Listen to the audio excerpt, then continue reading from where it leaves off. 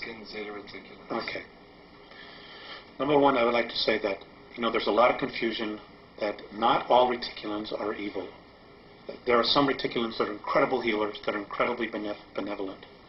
Unfortunately, most of them are getting a bad rap right now because of what the Greys are doing. And there are 5 different subspecies of Greys. May I interject here for a moment? I've heard the phrase long-nosed Grey describing their physical characteristics. Those are not the benevolent reticulans. Okay. The benevolent reticulans look like children. So the non-benevolent ones are the long-nosed Greys? That's correct. That's what I thought. That's correct. Okay. And there's a lot of information some people are experiencing real benevolent experiences with them, or they're told that they're experiencing benevolent, when in fact they really haven't.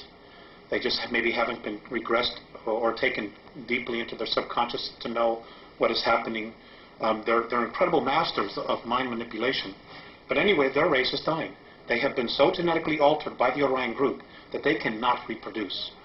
So they were told by the Orion Group to come in here, this is how it's been related to me, to come in here and set the stage to break down the social structures so that when the Orion Group and the Draconans come back, there are 2 classes, royalty and workers, which is exactly what they're doing.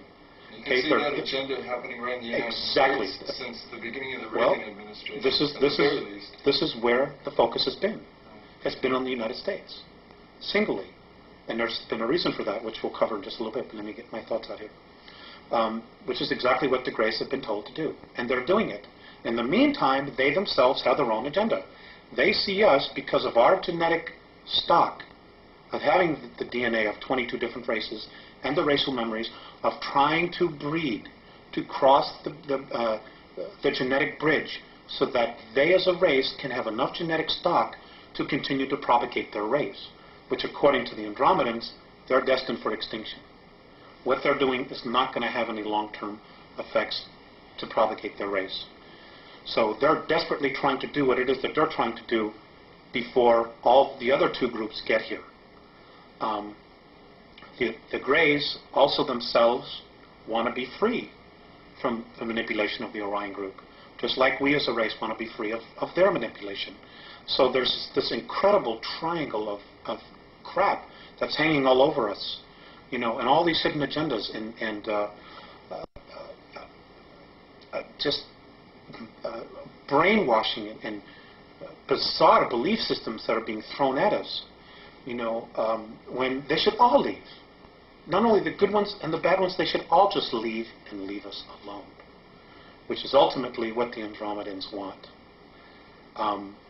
But unfortunately, that isn't going to happen right now, not until some changes occur. We have to raise our consciousness. Right, we need to. Right. And the first thing we need to do is we need to stop warring with each other. We need to come together as a race, and no matter what happens, we need to stop all of the political garbage and say, look, when it comes down to the bottom line, all we have is each other as a race. Period. And this is our planet, this is our home, and there's enough of us that are polluting the planet that we need to stop. Because if we don't stop polluting the planet, Rick, we're not going to have a place to live. Period. Is there an Earth quarantine that the renegade Zeta Reticulans violated? Yes. And what was that quarantine? The quarantine was they were supposed to, well, it's the same quarantine that evolves, that any other evolving planet has. No intervention with an evolving race. But because of our genetic stock, the Greys did it. Now, but they did it in such a way that they didn't totally violate our free will. They dangled a technological carrot to the government. And the government took the bait. They said, sure, for their own reasons, they took the bait. And there was an exchange of technology, and there was a treaty that was signed. And this is a dilemma that the Andromedan Council has. If the United States military had said, go away, the Greys would have had to have left. So was this the Air Force Base situation or the Eisenhower situation where he had representatives? Is this the one that took place in the 50s? Yes. Okay. Yes. All right. And this was with the long-nosed Greys? That's true. And there were 2 groups there as well. The 7 from Sirius B, who are still here, were also witnesses to this to add credence to it. Okay. So, Now, and they're also, now just to add to this, the Andromedans have also said that in 1933, when the Greys really first got here, that they had actually approached the Germans, and the Germans said, no, you're out of here. We already have an agreement, and apparently the Germans were in touch with Giza intelligence. So the Greys left. They didn't pursue it at all. And they found their next opening here in the United States. let's go digress just a moment. You mentioned Sirius B. They have a relationship with the Dogon tribes in Africa, correct? Is that correct? Yes, I understand that there is some ancestral genetic connection there. Okay. Does that play a part in what's going on here on a global level, or is that just a kind of a minor sidelight of information? I don't think at this point they give a damn about the Dogons or the humans at all. They all have their own agendas. And the fact that the way we're being treated, and the fact that there's like no supportal government supportal information coming out of our government, or any truth that they even want to discuss, like just coming to the people and saying, look folks, we screwed up. We need your help. We need to raise a consciousness and start implementing. The fact that they don't even want to do that, tells you really, where they're at.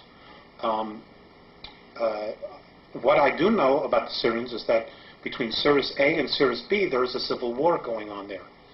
And a lot of that, and there are also 21 other systems. There's war going on in Perseus as we speak. And 21 other star systems are also looking at the potential. And it has to do with the fact that there is now an uplifting of energy in our universe that's occurring, and the two positives, fear and love, are just banging themselves at each other. And the intensity is growing every single moment. And we're just a microcosm of that. Now, as you're disseminating all this information to us, we should look at all this information in the spirit of love, so we don't feed any energy into the spirit of fear. Love is the answer. That's the bottom line. Love is the answer. Love does conquer all. Love does move mountains. It can make the shifts in consciousness, but it starts, number one, with ourselves. So that's even where it all starts. this is going on around us, we just need to remember to focus on love. And love of self and love of earth, love of race. That's right. okay. That's right. Now, when did the Zeta Reticulans begin to create their genetic atrocities? Where did this take place on Earth, and what have the results been? Well, it's occurring everywhere. Much of it is occurring underground. Some of it's occurring in the oceans. Some of it's occurring on the moon. Some of it's occurring on Phobos, the moon of Mars. It's happening in a lot of different places. Is that an artificial moon? Yes, it's absolutely is. So's our moon. Our moon's artificial, completely artificial. It was brought here from Ursa Minor, apparently between 11 and 12,000 years ago. For the purpose of? Of being a satellite and a base, which they evacuated some time ago, but it's now being operational again. And I cover this in the series of 8. It came from a star system called Chata. That's for a word. That's the word they use, Chata. And it was the 17th planet out of a solar system that had 21 planets, and it was one of 4 moons. And it was brought here. It is older than the Earth. There are ruins all over it. There are bases underneath it. It's everything that we're told it isn't. So that's a whole unique story unto itself. Okay, now, what are the results of these atrocities, these genetic atrocities been, and are we going to begin to see more of them appearing? Well, the Greys are trying to create a sub-race. That is a blend between human culture, the human race, and their race. A kind of a hybrid. Exactly. They're not being very, very successful.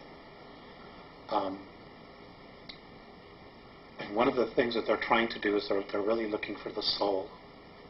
They don't understand the soul. They don't understand our extremes of emotions as well, because they're very, very different from us. There's experiments haven't been all that successful. There are a lot of emotional problems with that, with their